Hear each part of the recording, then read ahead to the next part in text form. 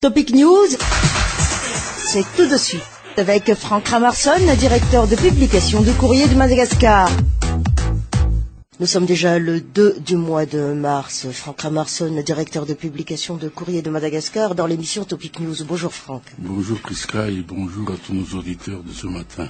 Diantre, comme le temps passe, Franck, et nous sommes encore dans la patte. On n'avance pas, on piétine et on perd espoir parfois. Tout compte fait, tout ce qui se passe actuellement dans le pays, Franck, c'est presque déjà du vécu. Du vécu peut-être parce que, effectivement, aujourd'hui, on vit d'abord les affres de ce qu'on appelle les catastrophes naturelles. Le passage du cyclone Aruna a fait beaucoup de dégâts dans le sud du pays, non seulement de Tuléar à Fort-Dauphin, mais aussi donc dans le parti nord, c'est-à-dire donc Mourombe, Mien de Vache, dont on ne parle guère d'abord des dégâts, mais aussi des séquelles, ici même dans la province d'Antananarivo, puisque on oublie qu'il y a quand même 7000 sinistrés, dont on passe sous silence.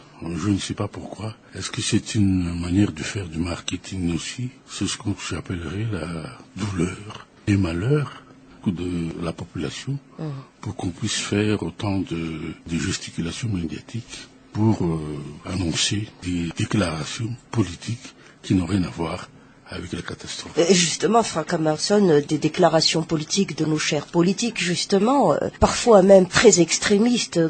Quand est-ce qu'on a besoin de la communauté internationale et quand est-ce qu'on n'a pas besoin de la communauté internationale? N'est-ce pas aussi de la manipulation politique? Justement, de chasser le naturel, il revient au galop. Quoi qu'il arrive dans ce pays, c'est toujours la communauté internationale qui va nous sauver de quelques événements qu'ils soient. Aujourd'hui, il y a eu ce cyclone qui est passé. Tout le monde, tout je dirais, dans la transition compris, demande à ce que la communauté internationale intervienne pour sauver les sinistrés, pour sauver les habitants de ce dégât, puisque c'est peut-être la première fois qu'il y a eu une telle violence à Tuléar concernant le passage d'un cyclone. Et ce qui est quand même assez étonnant, c'est que on a évoqué le nom d'un ancien Premier ministre pour dire que le voilà, il est venu ici pour nous aider, parce que c'est peut-être lui qui va nous sauver plus tard. Mais quand on creuse l'histoire, c'est-à-dire que les actions de cet ancien Premier ministre, on a constaté qu'il y a 4 ans, c'était il y a 4 ans, que la population de Tuléar a déjà sonné l'alarme en disant attention, la digue de Fierel est très fragile et s'il y a de graves secousses cycloniques, ça risque donc d'être rompu. Donc ça va donc faire des gros dégâts dans la ville, dans les terres, et ce sera vraiment une catastrophe. C'était déjà une sorte de alarme pour les dirigeants en ce temps-là, et que on aurait pu éviter cette catastrophe si on avait été prévenant. Oui, mais Dame Nature aussi a sa force et Personne ne peut la maîtriser, Dame Nature. Franck Ramarson, revenons côté politique. Nous avons dit de nos premières minutes que ce qui se passe actuellement au niveau politique, c'est très latent. Et tout compte fait, c'est la guerre continue. Il n'y a aucune hache de guerre enterrée jusqu'à la preuve du contraire. Aucun signe d'apaisement aussi. Si on voit tous les détails, le retour ou non pour voir sa mère, Madame Laura Valman, par exemple, ou sinon encore, qu'en est-il des candidats pour la présidentielle? Tout cela, on ne veut pas avancer, Franck. Est-ce que c'était nécessaire de mettre au premier plan donc ce retour de Madame Valman qui aurait pu être fait normalement, sans tambour ni trompette, et que sans instrumentalisation de part et d'autre? J'ai toujours dit qu'il n'y a pas d'autre chose de prioritaire dans ce pays que de parler, que de gémir, est-ce que Mme Ravalman en va venir ou pas? C'est pas ça le problème des Malgaches. Et que maintenant, on tourne de ce problème. Chacun entretient les deux camps, chacun entretient le suspense en disant, va-t-elle pas revenir? Comment va se passer sa sécurité? Ce qui préoccupe la population, c'est la vie de tous les jours, l'inflation, le choléra qui commence de nouveau à monter dans le sud, la vie de tous les jours l'insécurité grandissante. L'insécurité grandissante, comme vous le dites. Mais je ne vois pas pourquoi on va mettre à la une toujours cette venue parce que... Mais n'est-ce pas un peu nous, les journalistes, Franck Ramerson, excusez-moi. C'est peut-être vrai, mais peut-être que les journalistes sont instrumentalisés aussi par les politiques. Et là, je reviens à ce que vous dites tout à l'heure, parce que comment ça se fait que pendant 40 ans, c'est même 50 ans, la mentalité n'a pas évolué dans ce pays? Politique. Mentalité politique, comme vous le dites. Et comme on le voit maintenant, vous venez de dire combien de candidats il va y avoir, il y aura. Moi, je vais vous dire une chose, c'est que beaucoup de gens qui veulent soutenir des candidats maintenant ont tiré les leçons des événements de 72, 91, 2002, 2009. C'est-à-dire? Comme quoi, que donc, il y a toujours un noyau central qui est en train de jouer au faiseur de roi en disant que à chaque fois qu'il y a des mouvements, à chaque fois qu'il y a des élections, même si vous avez une bonne équipe, même si vous avez donc un bon programme, il y a toujours un noyau qui va tous les jours, qui va tout le temps parasiter le candidat ou celui qu'on a adoubé pour diriger ce pays. Je prends un exemple.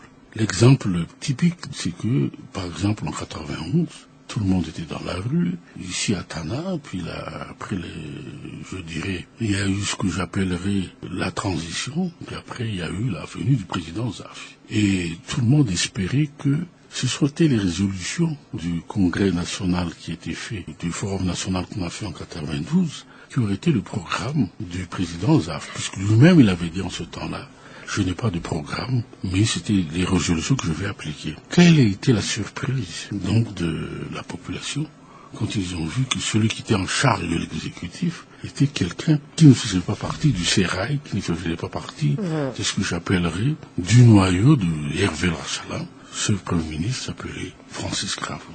On sait ce qui est arrivé après, ça s'est terminé par la destitution du président Zaf. En 2001, c'était la même chose. Donc, il y avait l'avènement de Marc Ravalman. Il y a tout un engouement populaire dans tout Madagascar. Il y a eu que peut-être une crise post-électorale.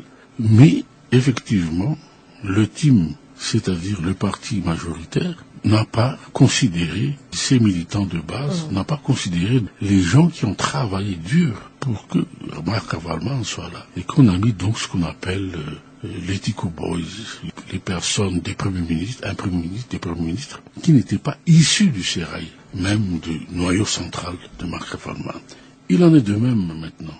Le cas, comme je vous l'ai dit tout à l'heure, de l'ancien Premier ministre, donc, qui va être, je pense, adoubé par le parti TGV, je crois qu'il y a des frustrations. Dites, Franck Ramerson... Si vous voyez tout ce noyau qui parasite tous ces pouvoirs depuis... Ce sont des gens qui ont évolué à l'extérieur, vous voulez dire aussi, plus précisément. Oui, il y en a qui ont évolué à l'extérieur, mais ils se connaissent tous. Et ils sont donc, c'est toujours eux qui manipulent le pouvoir.